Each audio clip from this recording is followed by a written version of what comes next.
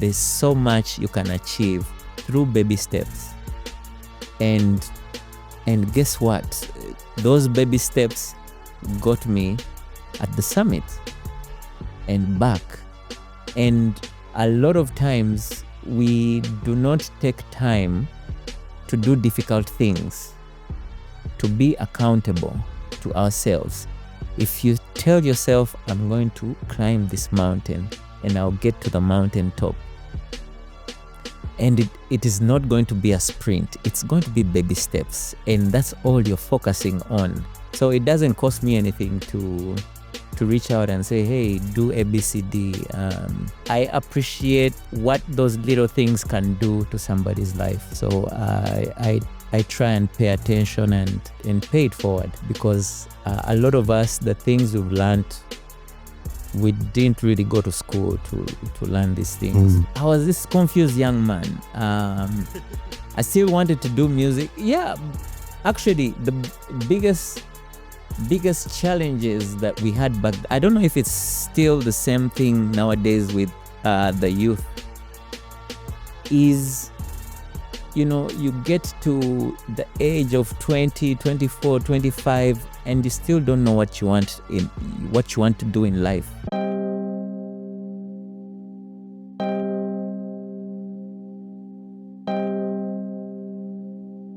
Hey, UG boy, let's talk to them. Let's talk, chicka, let's talk to them. Let's talk to them. Let's talk to them. Let's talk, chicka, let's talk to them.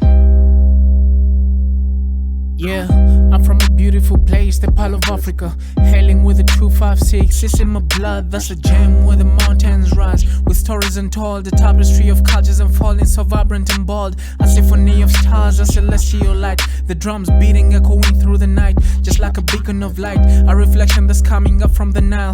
I'm flowing straight into the heart of Africa, with timeless stories untold. What's up, dog?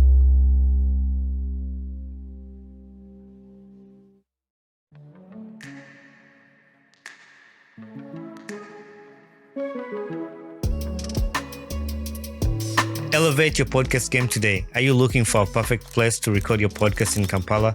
Look no further. Dance-Off Studios, located at Ivory Plaza on Wilson Street, Level 3, Room 4, is a perfect place for you. Dance-Off Studios has professional recording equipment, comfortable and creative environment, expert for all your podcast needs. Book your session today. Find them on all social media platforms or reach out to them directly to secure your spot. Let them make your podcast dream a reality. Dance-Off Studios, where stories come to life. Ladies and gentlemen, welcome back to the Ugandan Boy Talk Show. I am your host, Bonny Kibuuka, and today I'm sitting down with a true creative pioneer, a producer, an artist, a filmmaker, a co-founder of Swangz Avenue, the one and only Benon Mugumbya. From shaping modern Ugandan music to directing his first feature film, Diaries, to climbing Mount Elgon, to driving with Kira Motors all the way from Kampala to Cape Point. He's simply remarkable. Benon is here to talk about creativity, health, discipline, leadership, and why he believes we cannot add days to our lives, but we can add lives to our days. Benon, welcome to the podcast, my brother. Wow, I need to transcribe that intro and put it as my short bio somewhere. Yeah. Thank you. Great to be here. It is amazing. Even we were talking before the camera, but to be honest with you, I had goosebumps that I get to sit down with you because you're one of the people that I've grown up looking up to, like seeing everything that you do, like admiring, even the music. Like, we're going to talk about this, but like I couldn't keep calm because I was like, I used to like this song, she's my lady, like those vibes. But man, it's going to be amazing and I'm so excited. Hopefully I can make it through this interview without being starstruck. But how are you doing? How are you doing today? Man, I'm blessed. I'm happy to be here. I'm happy to be alive. Oh yeah. And doing what I'm doing. Yep. I think you're one of the most requested people to be on this podcast. I remember all the way from Nyaika, because Nyaika was talking about something and they said, we're looking up to these people like Benon Mugumbya, the guy from Swangz, Sasha Vibe. And then another person requests you. I just recently had a conversation with a young lady, Logose, who is into film, and she's like, I want to listen to Benon Mugumbya and see his creative process or how he has got this out of the mud to make it look. Once in a while you share your TBTs, like throwback pictures of how life was, and we love that because some people have grown to see this Benon of today, but they were not there in them days when Benon was like. Somebody commented somewhere in a post. He said, I remember seeing Benon walking from Smania where to where. And when he sees this comment, he will remember. Like somebody saw you in town and you were just walking to your destination. Like you didn't have a car. Back in the days? Yeah, back in the days. Yeah, of course we used to walk everywhere. So I couldn't know where I was walking to, but yeah, we used to walk everywhere. From right here, Deviate to industrial area to go and party in Club Silk. Yeah. And sometimes you didn't have money to go back home in Tinder. You know, you'd walk home. You know, it is funny when you say that because I did an episode that say who is Bonny Kibuuka, and somebody was asked because I post my truck. I drive a Toyota Tacoma 2021, and I talked about it. And then people are like, hey, no guy. I don't hear any sad part of his story or like any, but I worked in Majestic Plaza after Form 6 and I would walk from Majestic Plaza to Chibuli every night because they would pay me 5,000. And if I try to take a border or taxi, I'm going to go home with 1,000. Nothing. And I was like, you know what? To save this money, I'm going to walk back. So I would walk from Majestic to Chibuli every day. And that's part of the story that people don't know. But when they see me talking about the car I'm driving now, think about that part. So that's exactly why we get to sit down with you and just walk through your journey and get to learn a little bit about that. But for you, I've talked about how many people have mentioned you on this podcast. When was the very first time you saw the award, the Ugandan Boy Talk Show, or you saw any clip of the Ugandan Boy Talk Show? I think it was the Nyaika episode, interview. The clip. Yeah, and I'm like, but this guy, I mean, we almost talk, and I really don't like to think that I am not reachable, because I mean, a lot of us have been mentored through, the people that we've interacted with and gotten a chance to sometimes watch them work and stuff like that. So I always feel like I'm indebted to pay it forward. So I like to think that I'm accessible and I always do my best to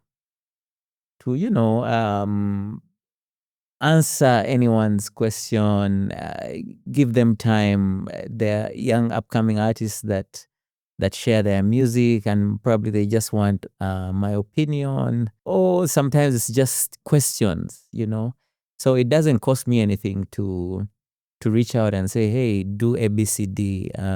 I appreciate what those little things can do to somebody's life. So I try and pay attention and pay it forward because a lot of us, the things we've learned, we didn't really go to school to learn these things. We just happened to be in certain situations or met different people that taught us what we know. So I'm always glad to share what I know. I might not be the best, I might not know it all, but I'm happy to share my opinion, my how I've done it, my experience, and whatever shortcuts that might help somebody out there. I love hearing that from you because that's a journey I'm on right now. Because people have seen my podcast has gained some little bit of traction. Yeah. And you see these young creators or people starting a podcast. Yeah. He messages you and then you respond. One kid told me, I didn't think you're going to respond to me till I have like 10,000 followers on my Instagram or something like that. I told him, I'm not like that. Yeah. Like usually people think I'm a celeb. I don't even use that word. I'm like, no, I'm just somebody that God has blessed with this platform. Yeah. But I'm just like you. I'm not any different than anybody else. So when somebody messages me, I respond when I have time. I know we are very busy. Sometimes I might not get to you. It's just a little bit of understanding. But when I have the time, I'll respond to you. And hearing you, like with all what you have achieved, that's the same mindset that you have. and being open to share your knowledge. I tell people the same thing. Like there's nobody, and I say this every podcast, there's nobody who has asked me a question about a podcast or how my podcast has got where they are, and I lie to them or I refuse to tell them because I don't. This is something that you said we don't go to school for. This is something we just learned. I taught myself this, and I'm happy to share. I'm happy to see another person start something because of what I told them and what I shared with them and see them successful. Yeah, and the more we share is the more we also get to learn. When you put stuff out there, you get to get in some more. So it's not always, if we should not always look at things in a competitive way or through a competitive lens. You know, the more we teach is the more we learn, the more we grow. Yeah. I think as a nation, as a country, for everyone to get better, we have to move as a group, as a unit. From the music to the creative to the film. It doesn't help if there's just one giant and the rest are struggling. Otherwise, we all know the Goliath story. When he was struck down by this young Kagai, you know, the battle was won. So we all have to move as a unit. I like that the conversation got deep already, and this gives me the roadmap of how this conversation is going to go. I really like it because we're just in my first segment that I did. It's called Talk and Talk. This is where we just talk about random things, but then we'll dive into my segments. But before we go into my segments, I want to start with this, and we might talk about Swangz Avenue later on in the story, but there's this one thing that I want to talk about. When I had Logose here, when she was recommending you to be on the podcast, she made a line and said somebody was telling them a story at a set, and along the lines of like, this guy was telling us a story and was telling us how Swangz Avenue started from a place called Swangali. Swangali. And when I posted that clip, I like how she said it. You said Swangali, you loved. I'm like, ooh, I wish it was called Swangali. So is that you saying it wasn't real? Tell us. No, it's Muswangali. The place is called Muswangali, not Swangali. Yeah, it's an actual place on Salama Road in Machinde. Those of you that know the place, it's now tarmacked. It used to be very dusty. That is where we used to stay. Me, Vamposs, and a bunch of friends, Biniman, a lot of our people, because those days there were places like Bugolobi and people were calling the place Bugos. Cool. They would come up with cool names for their neighborhoods, and ours ended up being Swangz Avenue. So even when we moved from Muswangadi to Muyenga, the name just stuck and moved on with us. Yeah, when I saw it, I was like, and then you commented Swangari, so I was like, Omsaji atulimba obachi, but it's crazy. It's cool. No. It's good. See, this is the thing I love about podcasts, because so imagine somebody on a border stage was sharing that story. Your Swangz Avenue, very Swangari. So that narrative will go like that to the next person. So the importance of this podcast is to get somebody who actually knows what it is to come and tell the true story, because this is how narratives are being taken in Kampala, and people actually believe them without doing research. This is a joking one, but there are even serious things that end up just taking a wrong direction because somebody just passed on a wrong narrative. So that's what we correct here. I've started doing this a few episodes back, is where I let my guests ask me one question that they would want to ask me, or on their head right now. Like, if you could ask me one thing, what do you ask me right now? So I have to admit, I didn't know much about you until you invited me. Okay. And not that I went and did some forensic search about you, but I'm always curious to, especially for creatives and people like you, people like us that are doing this. I always wonder what got you into this, Mm-hmm. because usually you find that the first intention is not, oh, I want to make a lot of money, so let me start a podcast. Mm-hmm. Oh, I want to be famous, let me start singing, or let me start doing movies. Usually there's something interesting that sparks off the things that we end up doing, especially in this world Right. of creative. So yeah, I want to know that, what led you to this journey. That's a very good question. Which it means a lot to me because that defines my purpose, actually, the way you asked it. Because I started this podcast in 2021, I think 2021, 2020, in COVID. And we had a lot of time on our hands. All of you guys remember lockdown. We didn't really have much to do. And I was listening. That's when I got into podcasting. I was listening to a lot of podcasts, especially the American podcasts, mostly sports podcasts. I listened to guys like Jay Shetty, Diary of a CEO. I was like, man, these guys, like, they're doing like really good interviews. And then you listen to somebody's story. They bring like a filmmaker, like an artist, and then you listen to it. It's like a biography. So I liked it. And being in the US, we had this narrative of people, how they perceived Africa. Not, I won't say Africa in the general, but I would say Uganda, because I was from Uganda. And when you tell somebody I'm from Uganda, they share with you what they know about Uganda. Most of them were talking about Idi Amin. Most of them were talking about how we live in huts. How did you get here? Because they will ask you that question, and they think like we don't have airplanes in Uganda. So like most people ask you that. So I sort of the assumption of Ugandans in the US wasn't really what I think or what I've seen. So I wanted to share that with the people.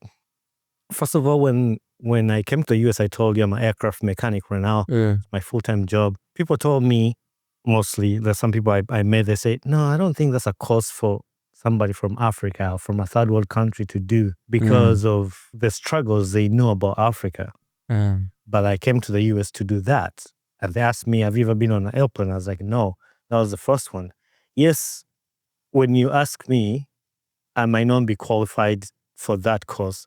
But in my heart, I had a dream that I'm going to do that. I believe that I'm going to do that. It was just the belief. I might not have the experience or anything, but I wanted to do it. So when I came to the US and I did it, I even invited that family to my graduation to come and say, hey, come, I did what you said I could not do. And after achieving that, I was like, then I intertwined with the podcast I was listening to, these people talking about their journey and their story. I was like, man, God has given me such a good story I can share with a young boy in Uganda to give them that inspiration that they can do it. And also the people in the US, my listeners, they get to listen to my journey and say, okay, we didn't think Uganda has an aircraft mechanic, but then there are these cool people that are doing amazing work in Uganda. Because I do have listeners in the US. So when I bring Benon, a filmmaker, when I bring Apos, an artist, when I bring Sasha Vibes, a filmmaker, my fan base in the US get to listen to those stories. Oh, we didn't know in Uganda they do this kind of stuff. We didn't know in Uganda they do that kind of stuff.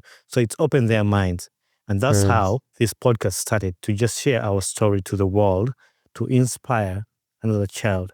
Yes, you touched on something about money. It wasn't about money when I was studying because God has blessed me with a good job. Like my job takes care of my family, takes care of everything I need. I don't really even have to sit down to do a podcast. But I was using it as a platform to inspire another child.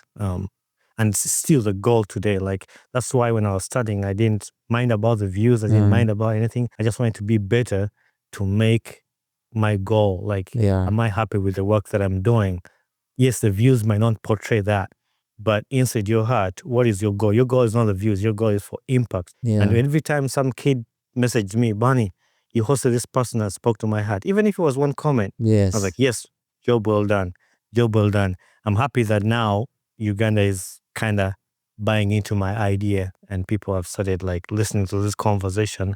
And also, addition to that was what we're talking about off camera, that you see the narrative of our media, not to bash the media in Uganda, but some of the medias that could have given that to us, they focus on other things. Wasuzewa, anigo dating, anigo badinaye. Like, yes, that is fun. We can laugh about it. But more importantly, we need some inspiration. Because a kid is going to sit down, listen to Chris Brown. They're never going to meet Chris Brown in their lives. But we have an artist in Uganda who has gone through what some of those kids are going through. that can sit down and share that he has given you 1 hour. Give them the time so the kid can get inspired from the person they know and they can possibly meet. Amazing. And it goes back to, when the intentions are pure, eventually things line up and start working out, and it just becomes very fulfilling. When the intentions in the beginning were not about money, and then you start making money. It's a bonus, but then again, if the money takes long to come, because it was not the intention in the beginning, you will keep doing what you're doing, and Exactly. when it comes, well and good. When it doesn't, you'll keep doing, because the whole purpose is impacting and inspiring people out there. When you talk about money, I say in 2021 or 2022, the first 3 years, I never got a single penny in anything. I Yeah. was just investing and doing that. But it was a hobby. And I remember saying this, it's just a hobby. And one of my guests, Babaluku, was saying, Bonny, don't use that word because it's not a hobby anymore. This is a platform that's inspiring the next generation. And it's still, inside me, I still look at it as a hobby because I enjoy doing it. Okay, I have fun every time I get to sit down. So it's still a hobby. But I know to the outside world now, it's more than just a hobby because people's lives have been transformed and they've been impacted. It was like maybe 2025 is the first time I started getting a paycheck from YouTube and all that, and with or without money, and I get it. So every young podcaster who has messaged me was like, try not to make your focus about money because that's gonna be your first downfall.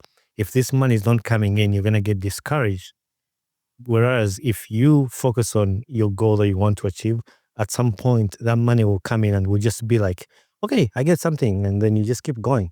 Because eventually there will be value attached to what you're doing. Exactly. I feel like as creatives, or as the young people out there, we focus on the wrong things in the beginning, and then we end up giving up without even letting what we are doing compound to to be valuable, to start making money, and so I like that. that's And very also, cool. it is one thing I'm going to add to that, because now this is deep for me, and actually sitting down to have this discussion with you, somebody that I look up to, and just you listening to what I'm saying and saying it's very cool, is most times we demand things we are not.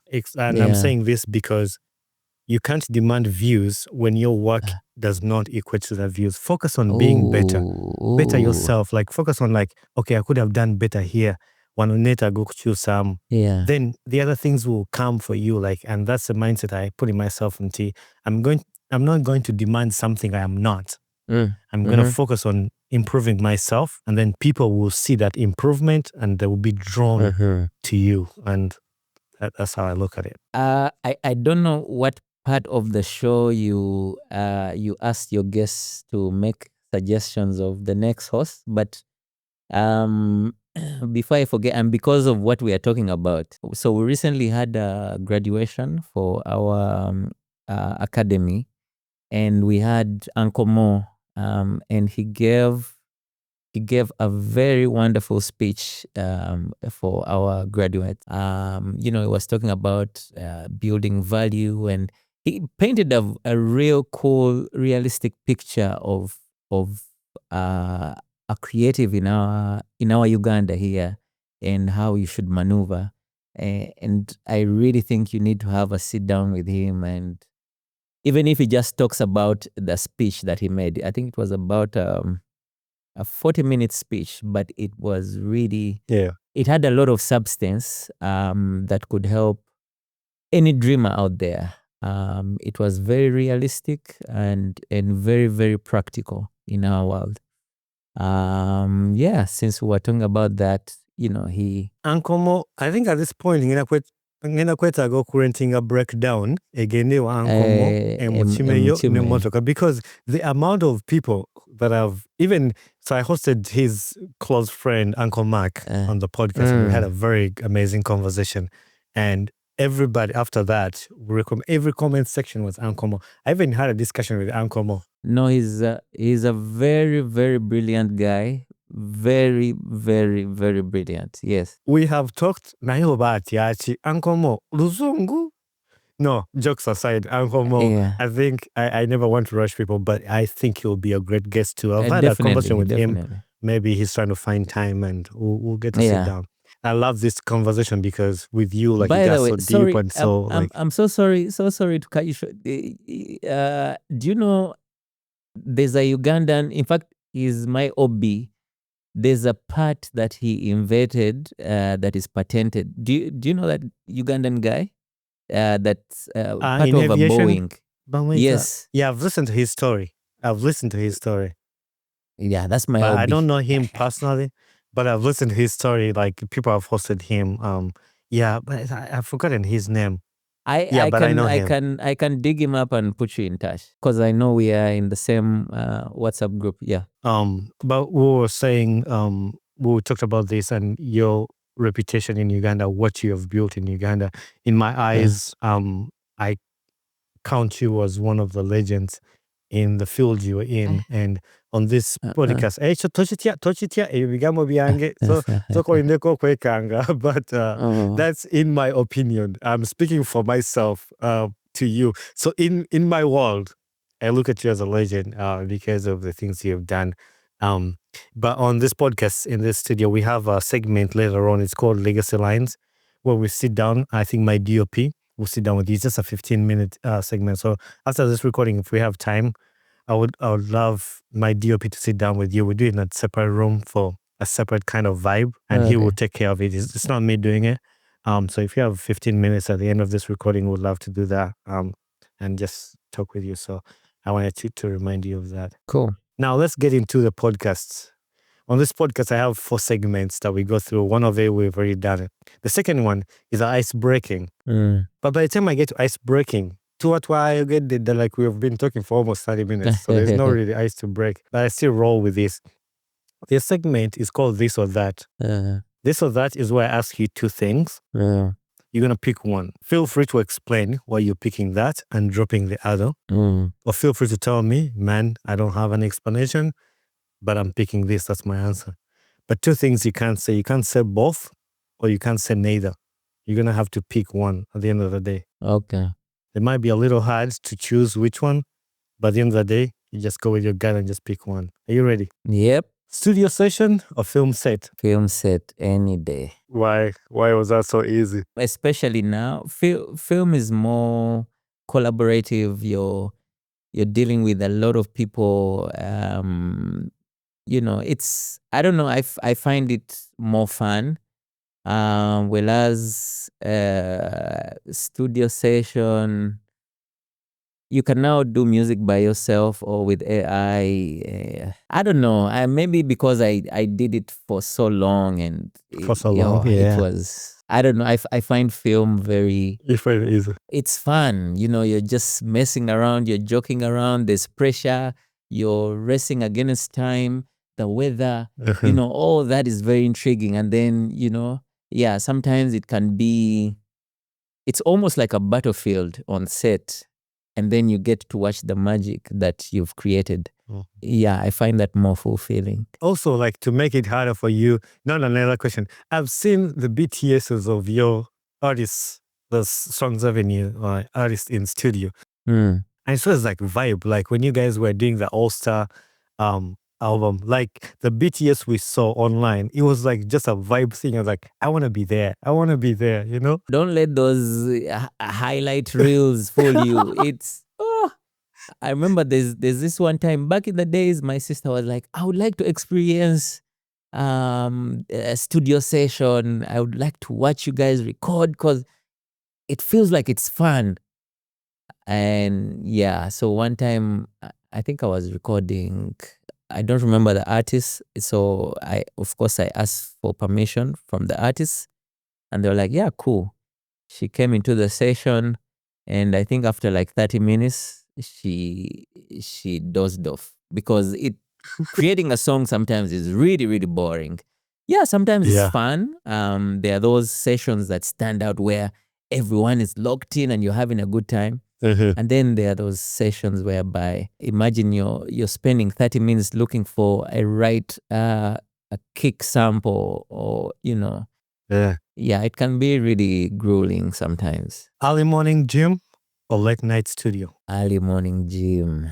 You try to stay away from studio as much as you can. No, and no, really, but I find myself going to bed early nowadays. I feel so bad. Last Friday, Chitaka was at my home studio, and you could see he was excited to work till late in the night. But I ended up dozing in the couch. And I was like, you know what? Let me just give you my Ascari's number. When you're done, just call him to open and lock up and da-da-da. He's like, but in case, you know what, let me just stop here.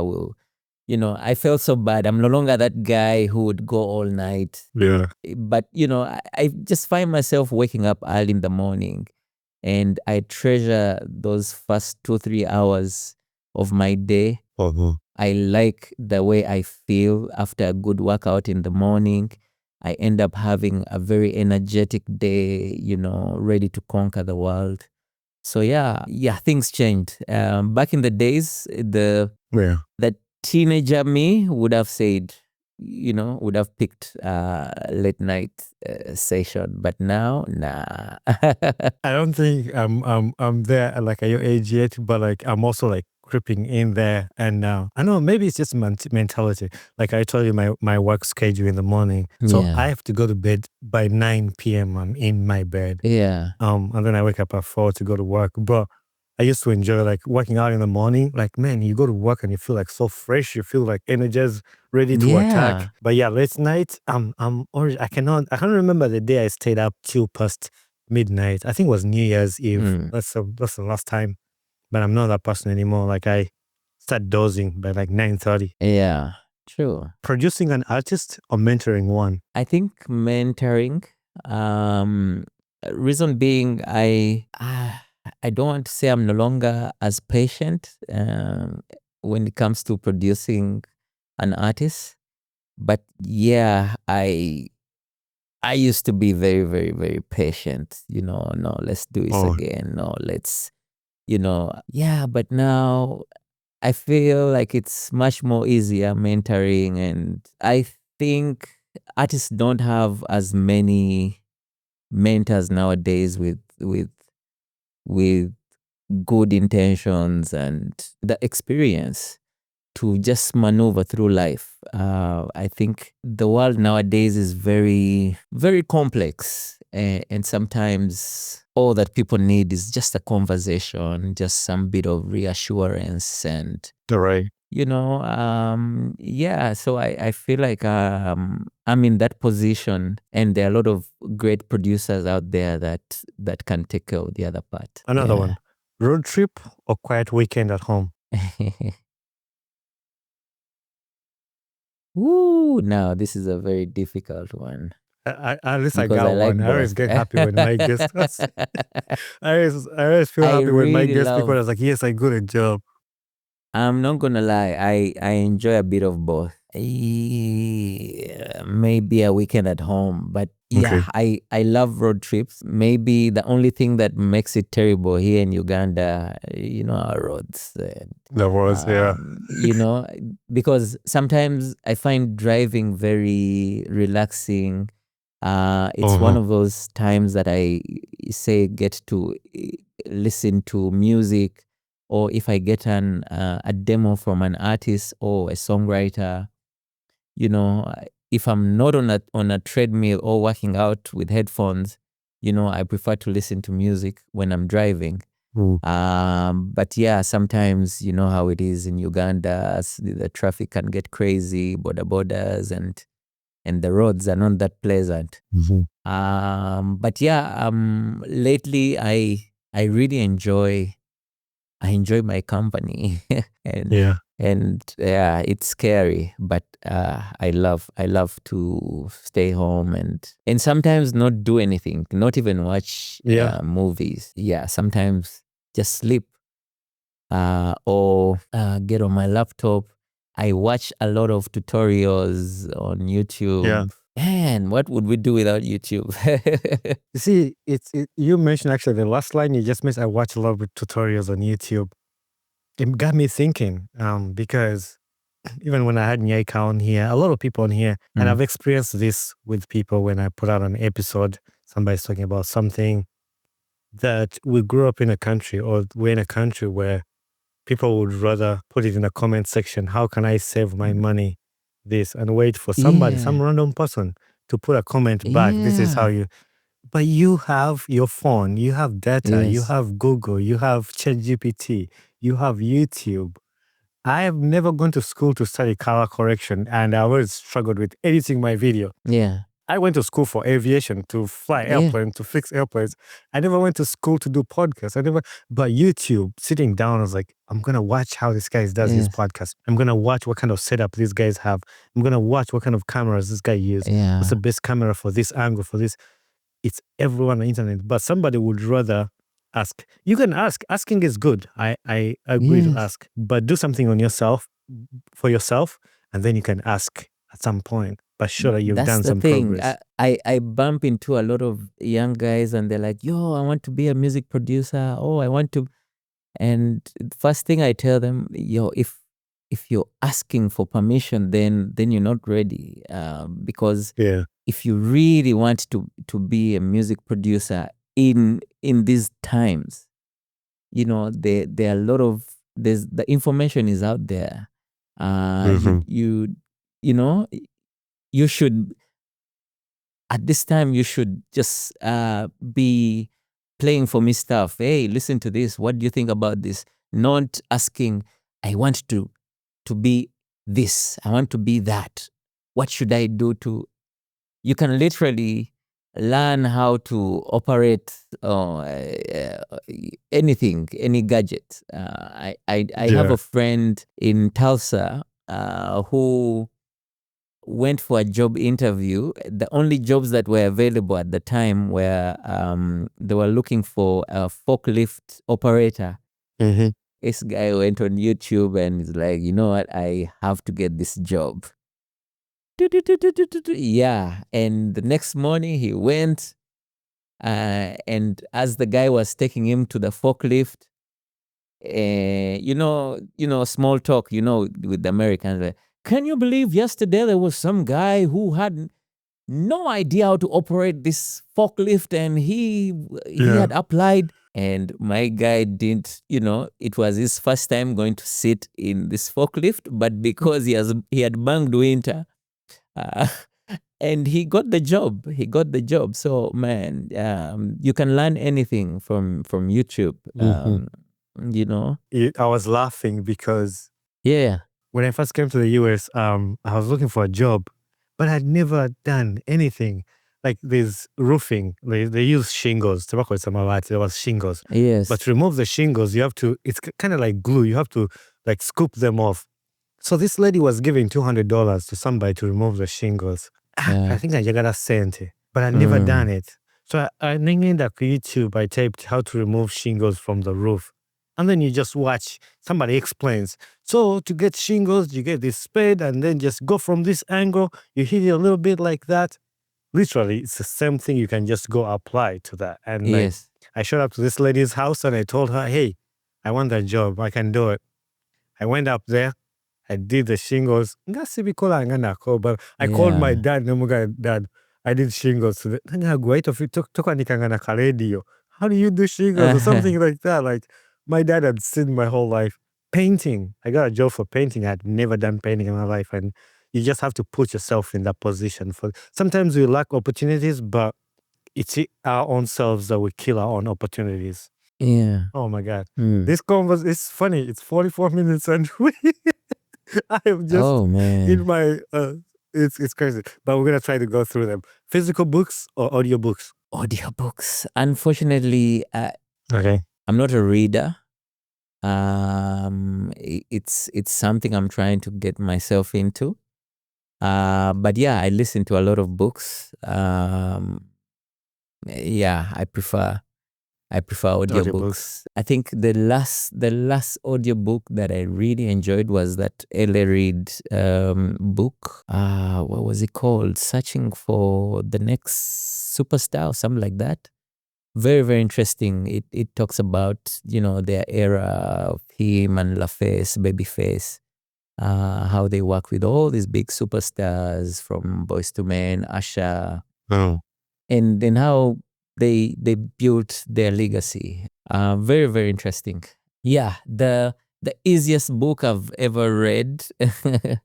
I think it took me like less than an hour. Who Moved My Cheese? okay. I read that on a flight. Yeah, but I'm unfortunately I'm not a reader really. Yeah. I'm not a reader either. I like audiobooks. With books, that's the fastest way to get me sleep. Give me a book to read.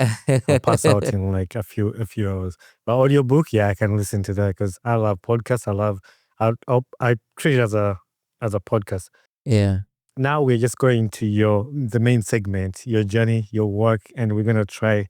I mean, I never want to rush anything. I just want to give everything time. So as long as you have time, and I don't want to keep you up for so long, but I want to take opportunity that I've got you to have a conversation with you.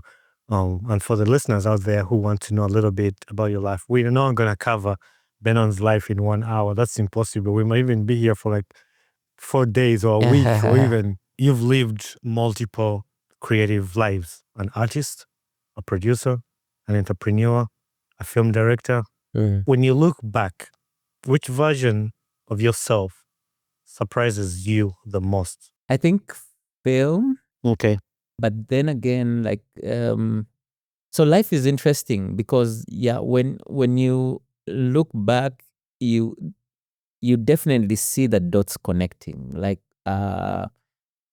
the school I went to for my A level kind of like took the things that I am doing now, took them as a big deal. Music, dance, and drama. And I was involved in all those. Even in my O level, I was involved in, the school choir, the drama club. I was that guy. But thank God, in my A level, because in all the other schools, it was more like ticking the box. And, oh, we have a school choir. Oh, we have a drama club. But in Namasagali, it was very intentional. And every year they would do big productions, where everything was taken serious. So much as, yes, film surprises me that, I'm so much involved, especially in the TV commercial world, because I get to deal with advertising agencies and, work with all these big brands, and, they get to trust me with sometimes very big budget shoots and, all that pressure, but, I managed to maneuver. Still, when you connect the dots, you see that some of it is from high school, from the little bits and pieces that I picked up from the Father Grimes, who was usually the coach in the plays that we would do.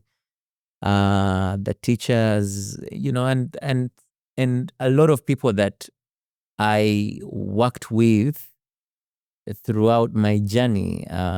People like Eddie, who at the time, had brought in a lot of film equipment, and some of it just gave me the challenge and the task to figure things out. Like I remember back in the days, he brought there was a graphics card called a Matrox. It would help to convert video from tape to digital. And, I felt so proud that I was able to install the drivers, and, I was able to. So, yeah, you find that there are small nuggets in there, and when you connect the dots, they're responsible for, a lot of what I'm doing now. Yeah, but film is for the music part, much as I didn't really study music in school, but I was that guy who was very, very involved, in the school choir. We had a group in school that, used to sing, would harmonize,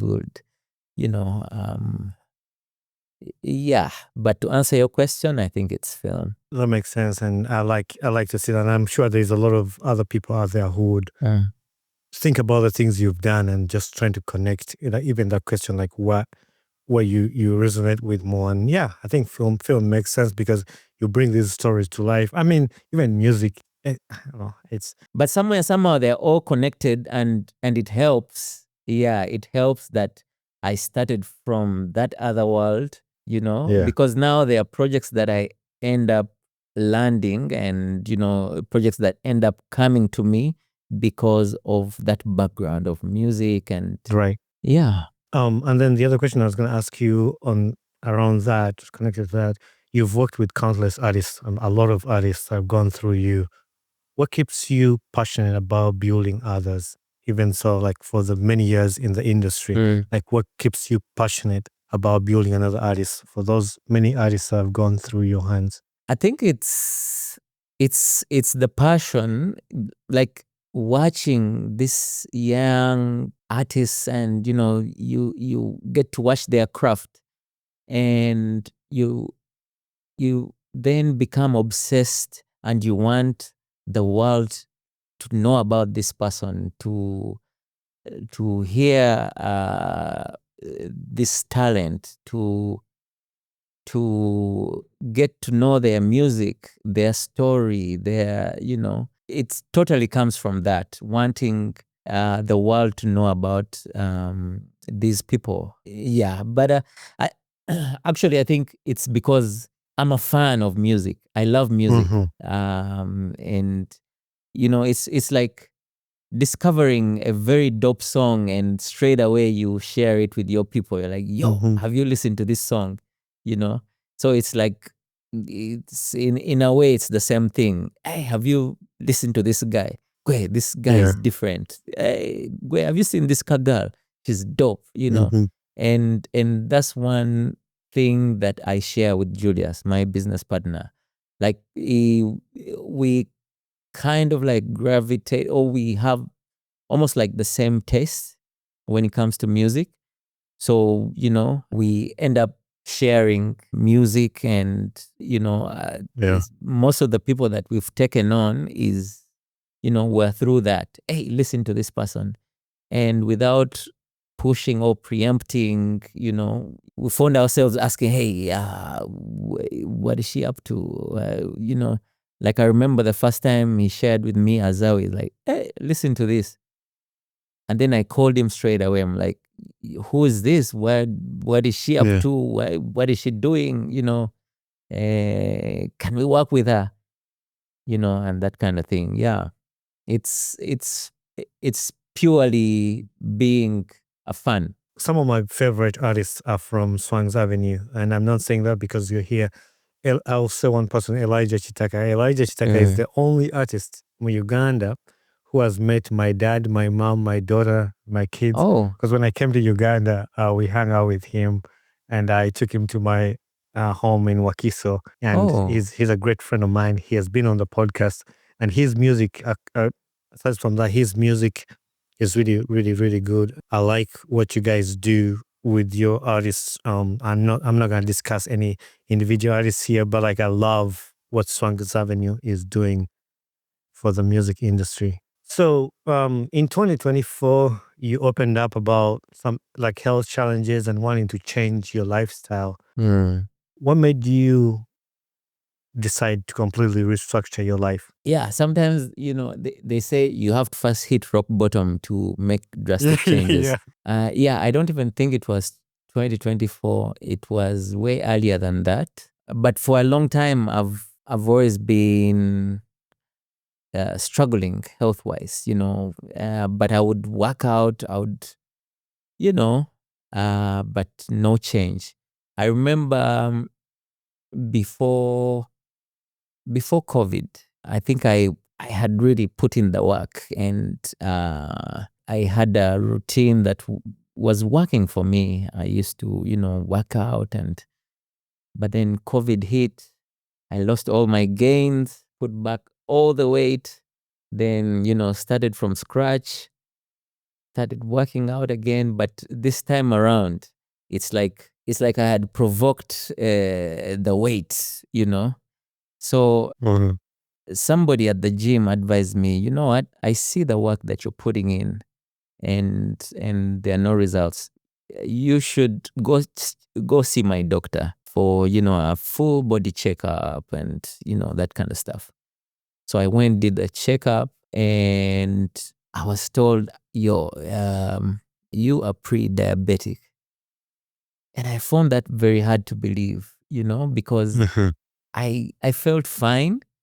The only thing is I was, overweight, and but I was working out, and I felt I was physically fit. But it was like, you just need to make a few changes in your lifestyle. And also, if you want to lose the weight, you need to become insulin sensitive again. I do not want to talk about this, my health journey in a way Mhm. that, I won't be able to give details, because I feel like it's a very, very complicated subject that Mhm. needs full understanding and communicated the right way, so that I do not mislead anybody. But in a nutshell, at least with the research I have done, of course, I have to put out a disclaimer. I'm not a medical A doctor. personnel. One of the common things that lead us into, obese world that we are in is insulin resistance.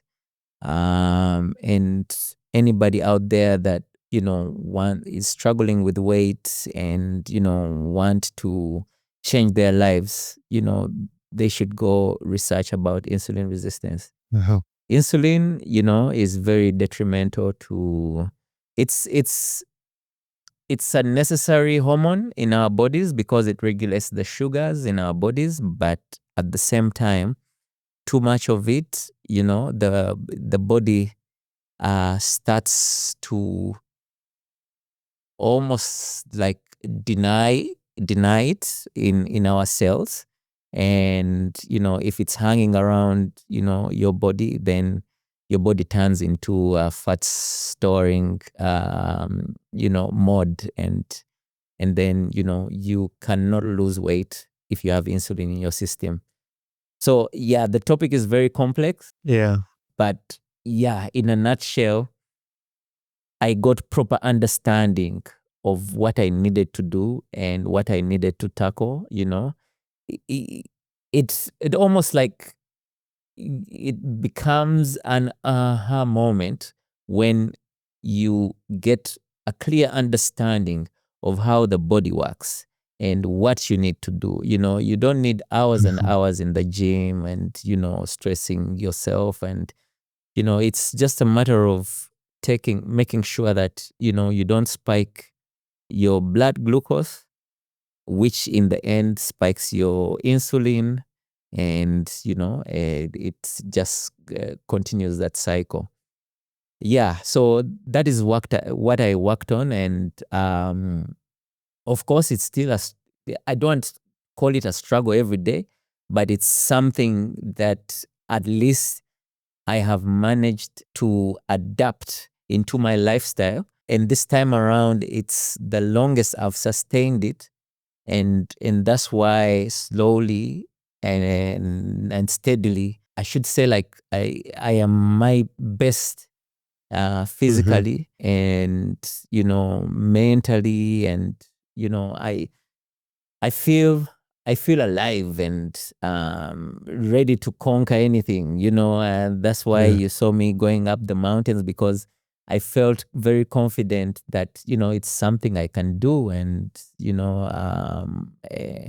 and when you feel healthy, you sort of like start living life to the fullest. And there's this misconception of thinking living the life is, popping bottles and, doing all those things. It's different. Maybe it's because also it is something that has happened in my 40s, and people say, oh, in your 40s is when you start living. But it's true. I feel like a brand new baby and living the life and enjoying myself. That's why I wanted to bring a statement, not a statement, I think it was a quote that you had somewhere on your Instagram, maybe in a caption. It says, we can't add days to our lives, but we can add life to our days. Our days. What does that mean to you right now? Like you hear it, because I see a lot of, especially on TikTok, like you might post a workout video, and like, kale ogenda kufa, over, people saying, if you stop, if what's the use of dying with a healthy liver, but at my age, I can't afford a hangover. Right. You spend the whole day in bed, a headache, yet you could use that time to, do something nice. Hang out with friends, have great conversations. Basically, yeah. I don't know, man. Life is so funny. Like, there's a time, I think last year, I was with a couple of friends who were at the beach, and we were all taking tea. So our our table was full of flasks and cups of teas, And so one of the friends was like, kalimwana laba tulinga bafala. Yet back in the days, it's the same thing we would say about our dads, but we were having an amazing time. So to me, I feel like that's living, that's life, that's not intoxicating yourself with chemicals and stuff that's going to make you feel sick the next day, and headaches and stuff like that. Yeah, you've built this love for the gym, and you've shaped your discipline. And somewhere, I think there was another caption on Instagram that you related gym to church, kind of. Like, you're not saying gym is church, but like kind of the same thing what church does to you. Yeah. Why did you compare that, and how did that relate to being like church with the same discipline? Yeah, because the gym, almost like the I love the feeling that I feel after a good workout. Yeah.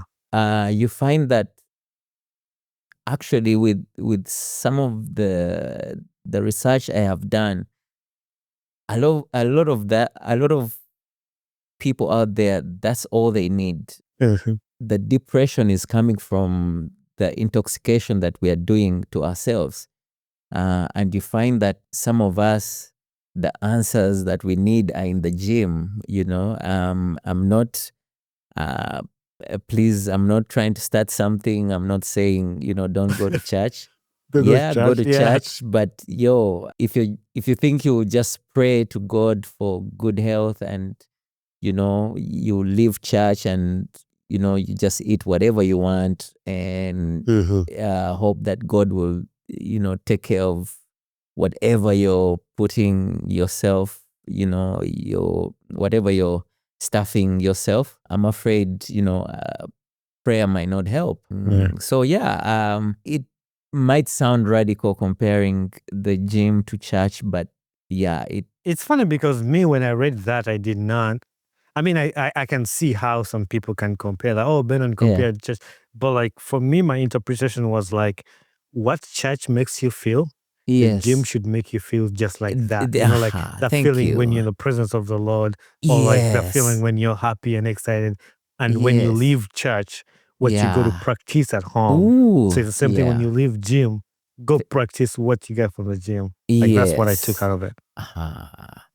Thank you so much. Thank you for articulating that. Yeah. But we're going to switch gears a little bit, not switch gears completely, but this or that, I asked you a question: film set or music studio? And this is when we're going to talk about your film and innovation and creative evolution. I want to congratulate you on directing your first feature film, Marriage Diaries. Thank you. On the same point, I want to ask you, what did filmmaking teach you that music never did? Yeah, collaboration. Yeah. And that's the beauty with film. There's no way you can be able to achieve even a 1 minute film. You need somebody to operate the camera, the sound. Well, You need a stylist. You need a set design. So you might find this hard to believe, but I used to be a very, very shy person.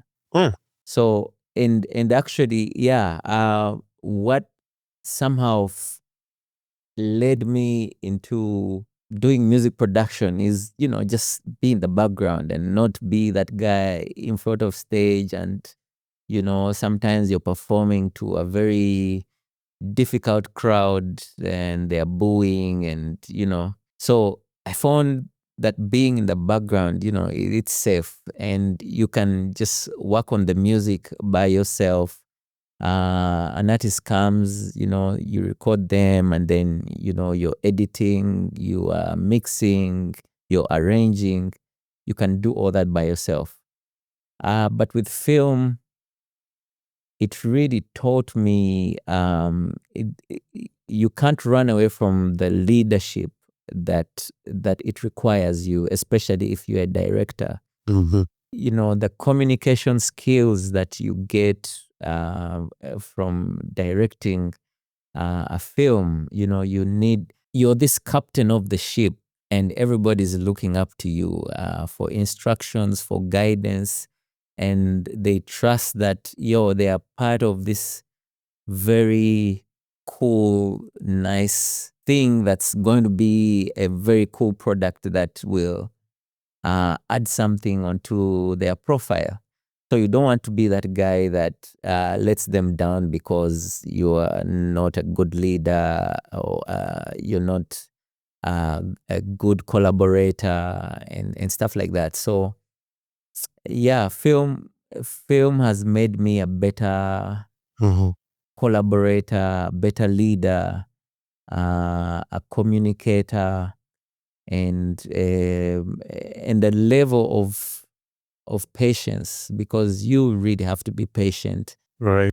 And creating environments that bring out the best of people, especially the actors. Well, that also is required in when producing music. The artist has to trust you, and because you're trying to create something that the world has not had, and so they should feel safe with their ideas, with things that are in their head.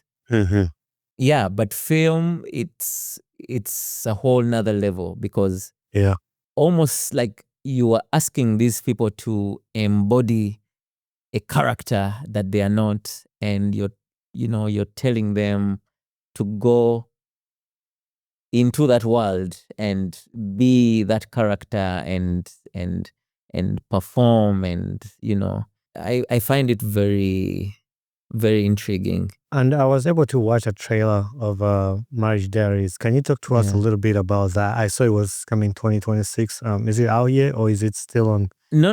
It's still in the pipeline. It's actually Marriage Diary. It's a story about marriage, and it's strange that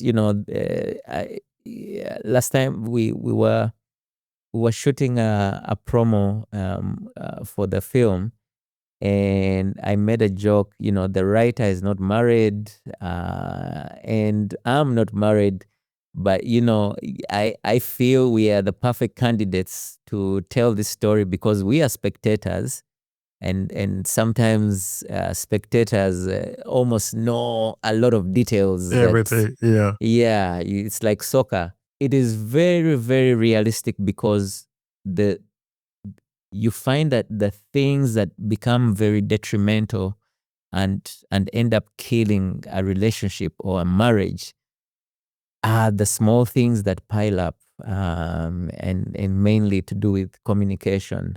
I'm really excited and at the same time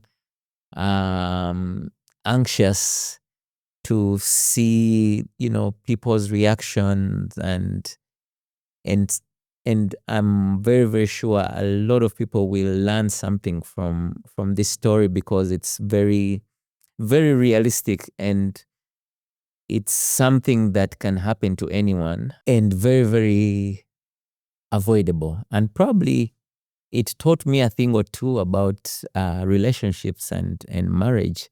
So maybe in my next relationship, I'll apply a few of these things from this story. I was watching the trailer and I think the line was, it was in Luganda. How line Abasajja tobanyongera. How was it like that? It was something that it was a Luganda line. and Abasajja tobanyongera. Yeah, but you see, okay, I don't want to give away the story too much, but you find that Yeah. a lot of relationships are even ruined by friends, sometimes unknowingly. Yeah. So imagine such a comment made by your friend just because you shared something about your man. Oh, he did this. And then it's like, oh, abasajja nze tobanyongera. Straight Yeah. away, the friends can easily influence you to end your marriage, or not see the good side of your husband, the good side of your boyfriend, the good things that they do, and they end up just magnifying the mistakes and some of the small mishaps that happen in relationships. So yeah, I think everyone needs to be very critical when it comes to who you share with, when it comes to your relationships, your business, your, the person you let in your ear matters a lot, because they can definitely throw you off, especially if you're not very confident and you don't have a good discerning spirit. I just now noticed that we both decided to wear black on the show, like all black shirts. So this is slightly navy blue, but I am I always wear black. I have like 50 black t-shirts, and that's something I learned from people like Dre, Steve Jobs, and a lot of people. You've heard of decision fatigue. The less decisions you make in the day, the higher the chances that you're going to be making good decisions. So you don't want to wake up in the morning and you have to think of what you're going to wear. Oh, let me, yeah. So I wake up every morning, I'm like, the other black t-shirt, yeah. But because I was going to be on your podcast, I put on something different. I like it. I also did the same thing. I was like, I'm hosting a big man, so there your polo shirt. This hat is just to hide my hair. It's hard to get a haircut up here, so it's just it's not fashion. It's just a bad hair day. So I gotta. Trust me, my first time in the US, I almost got an afro. I could not. I could not come to the fact that, they were charging me about $80 for a haircut. I know, and, it is crazy. When you bang the calculator, you're like, damn, that's a lot of money. But yeah. But for me, actually, it's like the money is there, but also like time to go to the barber. With my ridiculous schedule, it's like, it's crazy. Almost, I have to schedule it like 2 weeks in advance, and then it's like, it's crazy. We kept talking about your studio, and I kept seeing a really refurbished studio, like a world-class studio. I don't know if that's your house studio you're talking about, or the Swangz Avenue studio, but you've built this world-class studio. What new technology workflow like excites you the most? I saw you touching buttons and things on the screen. I'm like, it's like you're in a starship or something like that. No, man, that's my man cave at home. Oh wow, that's crazy. But still, you could say it's an extension of Swangz Avenue because I tend to take work home, which some people don't think is a good idea. But yeah, in my world, there are times when I don't feel like coming to office or coming to work. And yet there are things that I have that keep on coming to me, oh, you need to fix this, fix that, or edit this, so yeah, I just leave my bed, go upstairs and do. So it's a space that really works for me. A space I get to enjoy, sometimes with a couple of friends. I get to watch movies. It's a Dolby Atmos space. Man, you get to listen to music in a different dimension. Yeah, it's it's difficult to explain, but it's an experience. It's an immersive experience. It is really cool, and I'll find these clips to put it for you when I do my reels or something. But I saw that, and my studio is in my basement. Like this is my basement. Like I have like 2 screens on here, my cameras and my lights. So I like stuff like that. It's not anywhere close to what I saw in your man cave, but like this man cave is. No. I mean, everybody has their own way of doing their thing. For me, I just needed a space where I could enjoy music, I could enjoy movies, but at the same time, I can be able to record an artist, but also do some post-production if I'm working on a film. It's a multi-purpose room. Say if you're in Uganda and you want to create something but just need a space, first of all, it's not just even inside but outside. It's on a rooftop, so you're seeing the lake. It has a great view, so it's a perfect space for a creative to just think and do something. That's the kind of thing I wanted to do, not just for myself but for a couple of friends of mine, and yeah. Hopefully, when I'm in Uganda, you can allow me to come take a tour because I can draw some inspiration from that. But the other thing, some of the adventurous things you've done, you touched on this a little bit, but I wanted to get your full experience. Where you recently climbed Mount Elgon, and you called it one of the hardest things you have ever done. Oh, what was going through your mind through the whole experience? And you ended up hurting your leg too, like. Yeah, I saw the rapping it, but walk to us to the experience. So guess what? A day or two before we went, I almost chickened out and came up with an excuse, and I had already paid. But it's something that I've always told my friends, one day I want to climb Mountain Rwenzori. So the goal is climbing Mountain Rwenzori, and I know how difficult that is. And so one time, I think end of last year, I told Kabushenga about it, Robert Kabushenga, who happens to be a good friend, a mentor. He's like, oh, Benon, make sure you do it because you will come back down off that mountain a different beast. I'm like, okay. So he shared with me some numbers. Hey, call this person. They'll get you in touch. Make sure you climb that mountain. I made the preparations. But then I was like, but wait a minute. Why do people climb mountains? I even Googled why. Because I feel like it doesn't make sense. It's something that, okay, people do. But why? So I won't answer that now. But yeah, so I later on, I was like, you know what? This is something I've always been talking about.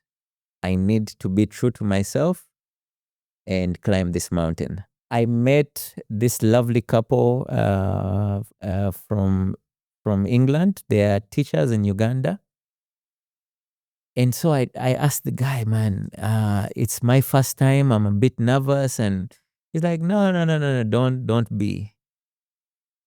And he said these words that were so profound and they meant a lot. He said, you are going to be amazed by what you're going to achieve with baby steps. My God. And, that's for me, if you're to ask me the takeout from climbing a mountain, it's those lines.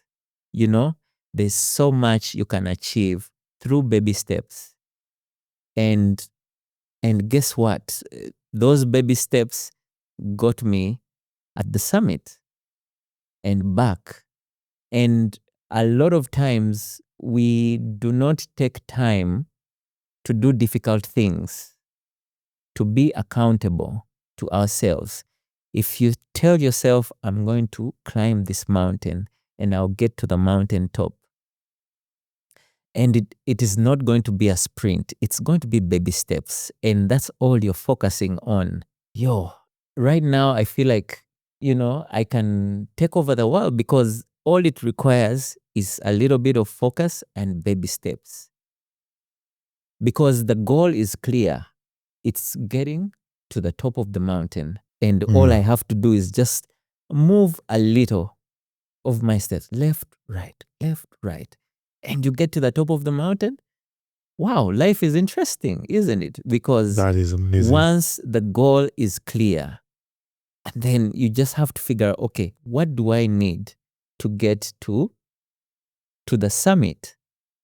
Baby steps, and and that answered my question. That's why people climb mountains.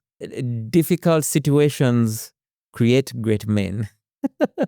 That's a punchline right there. And I knew the reason I put this question even down here to ask you, like, it's all fun and cool experience, but deep down when you explain to it, when you put it into that kind of mindset, like even you don't have to go literally like climb Mount Elgon, but whatever you're doing at the moment, doing a podcast, like, how do I get my podcast to that? Baby steps. People who have been following this podcast, they've seen when I celebrated 10 followers. I've celebrated 30 followers. I recently just posted again 10,000 followers in 1 week from people just following the podcast. Like, and it started with 5. I didn't start with 10,000, but you get to that part, and even it just keeps going. And I was sitting back listening to what you said. Start with baby steps and celebrate all the small wins. And it's not going to be a sprint, but you're going to make it to the summit. You're going to make it up top, and it's crazy. Yeah, because if you sprint, you'll burn out. Exactly. That's the thing that is killing the young people out there, the young creatives. They want the big numbers right away. Yet it is baby steps, and it should be baby steps because you need the experience. You need to enjoy the journey, because if everything happens at once, you won't be able to handle it. You won't be able to handle the altitude because the oxygen is not enough for you up there. So man, how did you make it back with a hurt leg? Because this is something that could also be put back in somebody's life. Like, yes, we're on this journey, we're going, and then again, baby steps. I didn't know that it was going to be a struggle coming back down, but it was the hardest. But, those guides were very, very patient with me. Like, take your time. We are here with you. And I had to, baby steps. And now that's just going to be my principle in life. Baby steps. We'll get there, Once the goal is very, very clear and very straightforward, not straightforward, but when the goal is clear, like if you know what you want, you will definitely achieve it because you will figure out what you need, to get there. And most times it is the baby steps, the small boring things that you have to do every day. If it's to lose weight, if it's to, gain some muscle, it means you have to be able to do the boring stuff every day, consistently, Yeah. with discipline, and yeah, time, they say time exposes us all, Tuzanyisa budde. yeah, wozanyisa obudde. Time will expose the things that you do every day, the discipline or the indiscipline. Time exposes the things you do in the dark, Talking about this, I want to take you back to your own lyrics. I know that I'll make it if I take it day by day. Yeah. That song has inspired a lot of people. It inspired me because I think at one time it was my background song to something I was doing. I know that I'll make. I'm not gonna try to sing because I'm a terrible artist. I don't even know how to sing. But the lyrics itself, like it's literally what you're explaining right now. And this is a mindset you had way back then. Like, what was the season of your life then to write those lyrics? So at that time I was this confused young man. I still wanted to do music. Yeah, actually, the biggest challenges that we had back, I don't know if it's still the same thing nowadays with the youth, is, you get to the age of 20, 24, 25, and you still don't know what you want to do in life. You spend all those years in school and you have no idea what you want to be. Do you want to be a doctor, a lawyer? So I was that guy that had no clue what exactly do I want. But I remember that was, I think, 2006. I was working at Benon. So I had a day job, which was amazing. I was working with, at the time, I still consider, I was working with Steve Jean. I consider him like Uganda's Dr. Dre, or, he's, but I still wanted to do music, and I was still a bit active, would perform, and sometimes I would get to work late. So I was really, really conflicted. And he used to tell me, yo, you need to concentrate, leave music alone, concentrate on your job. But yeah, I was a very confused young man. And I don't want to say that is what sparked off that song, but mentally I was in that space where I didn't, unfortunately, I didn't really enjoy my job. I found it very stressful. But also the music that I wanted to run to, it was a mess. Because back in the days, you would perform and you were not guaranteed of, being paid. Sometimes you just you would perform for the exposure. So the job helped that, it kept a stable income, and some money coming in to sustain me. But it's, unfortunately, being young, you don't get to appreciate that side of things. I was just a confused young man. I wish I could say that, yeah, that song came up because I was this very focused guy, nah. Yeah, not really. It was not the case. I think you did a remix with Babaluko. When did that happen? I think I had Babaluko on that song. Yeah, so around the same time we did the song, me and Vamposs, then traveled, got an opportunity to perform in Sweden, Denmark, and then traveled to the US in 2007. I got my equipment. I can't remember how I met Babaluku, but Babaluku was very fundamental in my beginning days because, like I told you, I've always been a very big fan of music, and especially hip hop. Oh, actually, yeah, I've remembered. There was a group called Bataka Underground, Yeah. and imagine there's even a time I gave those guys my salary when I was working in a cafe. Yeah. Imagine I used to earn 120,000 a month, and I gave those guys 100,000 to go and record. That's how I was this stupid fan, and and actually years later, Sabasaba, who is Vamposs's younger, bigger brother, he told me, "Kale mwana olifala, you had just crossed the road like this. We just divided the money and we just shared the money and went to a bar or something like that." That's how much I loved. Yeah, Hip hop. I love music and hip hop.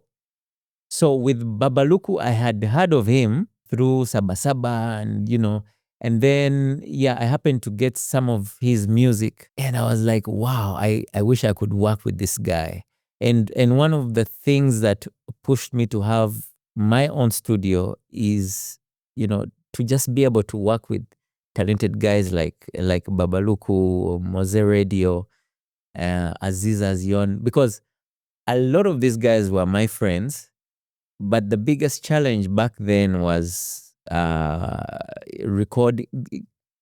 being able to record your own song was a big deal back in the days. It was not as easy as it is now. Right now, somebody with a laptop can, just record their song and it's out the next day.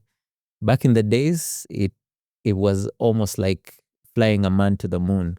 Yeah. So yeah, the minute I had my own equipment, and Babaluku is always gravitated towards, oh man, music womo yo. He always wants to inspire, Yeah, so he jumped on a remix and yeah, he did his thing, and we recorded actually a lot of songs with Babaluku. And yeah, a lot of it is out there. I knew the original and then the remix with Baluku. I really love it. And I still love the music that you guys did it till today. Like, it's so inspirational. Even to get to know that song wasn't because you were in a very good place. It was, you will listen now like you're in a confused place, but it's still inspiring and it's inspired a lot of generation.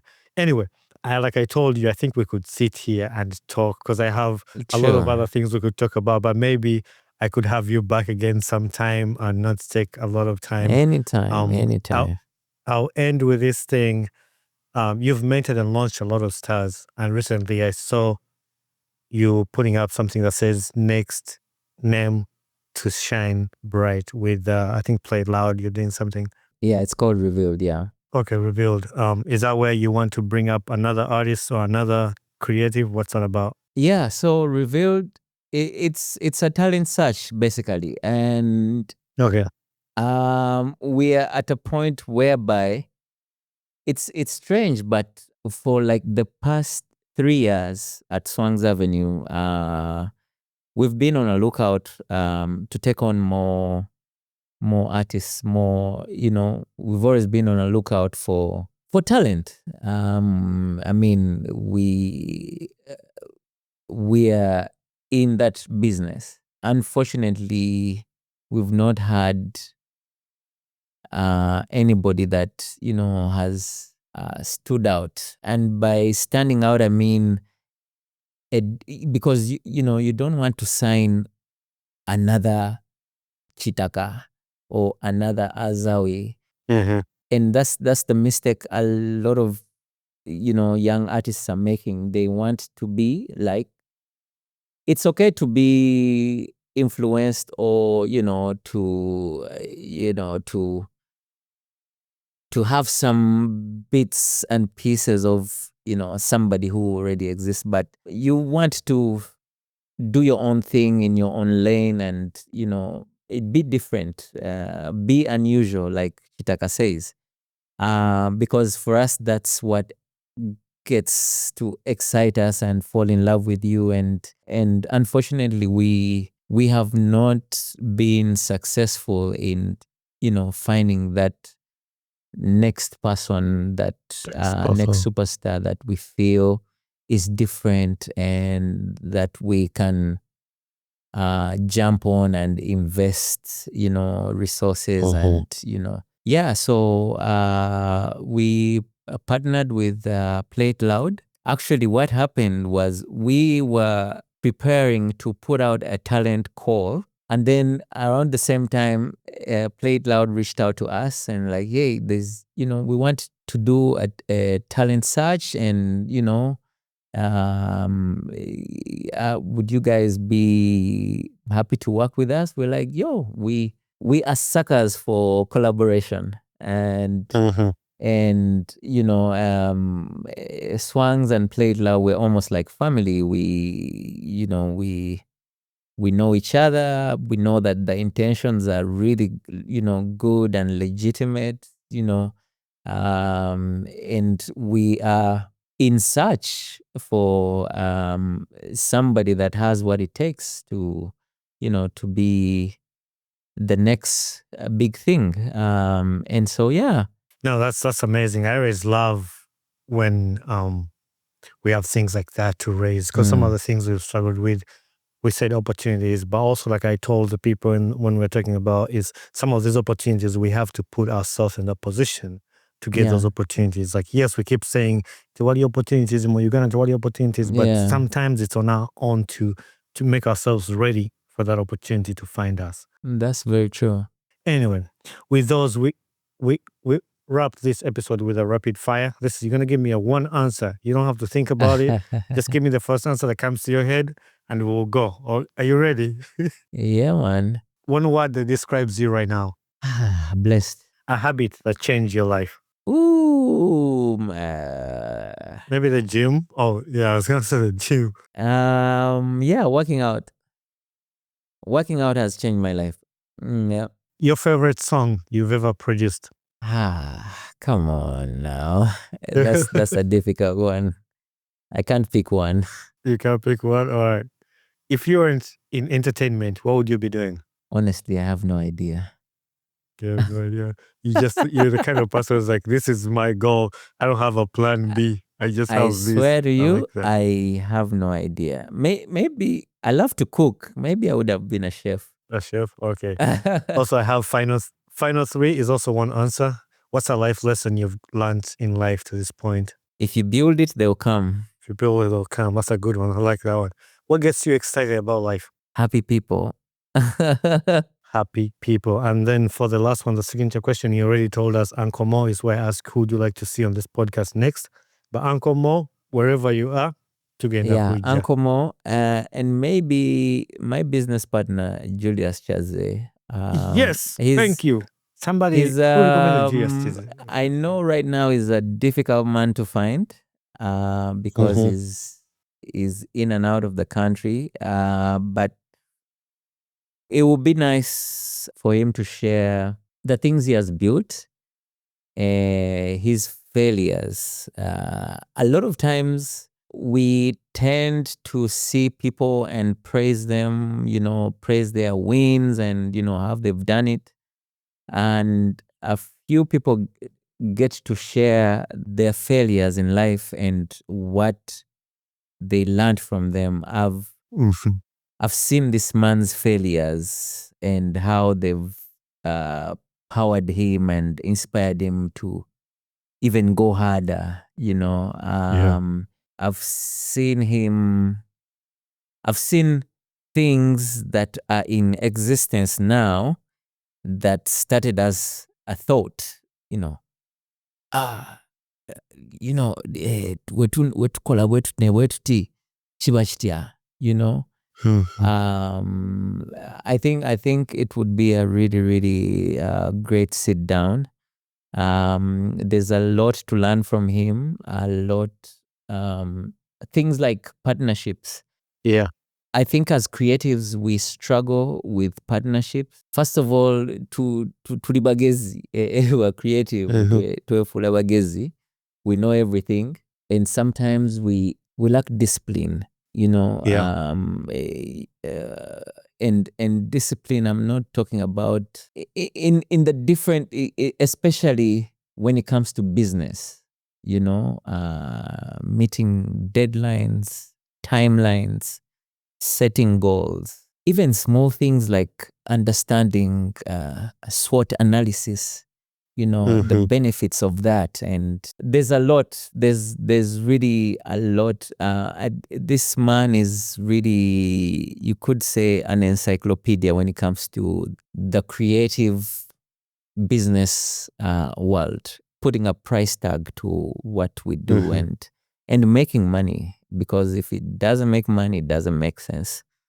And that's something that popped out in my head thinking about it. And I know I could have like a million follow-up questions because it's a kind of conversation I want. Because one of the questions that popped up in my head, and if you could just give me like a short response to it, how have you maintained the partnership? You touched on it a little bit with Julius Chazi. We see a lot of people partner together, but those partnerships don't last that very long. What's the one thing that's kept you guys together for that long time? The goal or the vision, it's bigger than just the two of us. Exactly. Like so that has made the partnership easy because the things that we want to achieve, it's difficult to derail us because exactly. it's not about us, it's bigger than us, and it's going to take time. And so we are focused on building that, and the rest just becomes background noise. I like that a lot because like just sitting on picking your brains is just like, I like, and the way you explain them, it's bigger than that. Once you have the mindset of something in your head, it's bigger than that. Because that's something I've resonated with my podcast. It's bigger than me. Like this is bigger than me right now. It's not even just me. It's just, this is bigger than Bonny. This is bigger than the Ugandan boy. It's like, it's changing lives and all that. So I'm thankful. Benon, thank you very much for sharing your story, your wisdom, your journey with us. From music to film to health to adventure. Your life is literally a masterclass in discipline, passion, reinvention. It's really amazing. And to everyone watching or listening, make sure you check out his film when it drops, Marriage Diaries, please. And the new innovations at Swangz Avenue, whatever they're doing. They always come up with some cool stuff every year. So be on the lookout for Swangz Avenue creatives. And he touched on the Swangz Avenue Academy. And if it's something that you're interested in, I know some people, I've had a guest on the podcast who was a graduate from Swangz Avenue Academy. Shout out to Z256. He's an artist and he's been there. And Miwalet has been also there. He's been a guest on this podcast because they've all mentioned Swangz Avenue. And because the next generation is coming in strong and we have these resources to help us achieve that. This has been the Ugandan Boy Talk Show. I'm your host, Bonny Kibuuka, and my guest, Benon. Until next time, add life to your days. Thank you very much. Peace out. Hey there, my name is Bonny Kibuuka, the podcast host of the Ugandan Boy Talk Show. Thanks for watching and listening to my podcast. If you enjoyed this episode, don't forget to hit the like button and don't forget to subscribe. Also, leave a feedback on this podcast because that's how we grow. Thank you very much and be blessed. If say I'm talking to Bonny, it's this. I can even look at the. I look at the screen. Okay. And then say. Okay. Oh, okay. That might be a comfortable position. Well, you tell me. If you can hear me properly, then I think we're gonna be just because we're gonna be just like we're sitting across of each other, and then these cameras are coming in from this angle. I have mine too in the same position like that, and then I have a vertical one here too, like you do. Cool. So then we just look. But if you want to send a message to the people, you just look in that camera. Okay. But Coolio. So whenever they are ready, and it took a while for people to notice that this is how I do my videos. Because when I put them up on Instagram, hey, Magamono guy, he flies people to America every time because they knew I was in America. But they can't add up how my guests make it to my studio. Yeah. But no, sometimes they fall down. This is dope.